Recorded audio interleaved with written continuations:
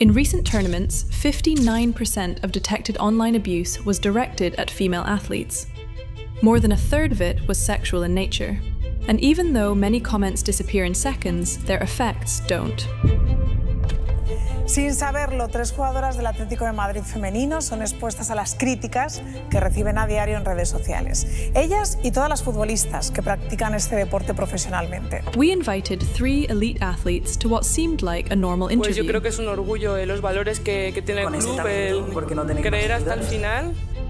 What they didn't know was that they were walking into an experiment, one that would put them to the test. We confronted them with real comments about their bodies, their ability, their professionalism. No estoy entendiendo. Comments that revealed something we don't normally see. Because when these comments creep into your everyday life and start to shape it, they stop being comments and become noise. Lo triste es que esto al final lo vivimos. Nosotros somos los primeros que queremos hacerlo bien, demostrar y pelear.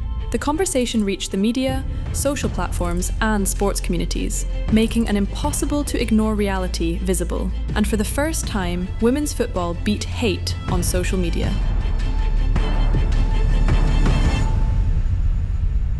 They're already inspiring a whole generation. Let's make sure the noise is never part of the game.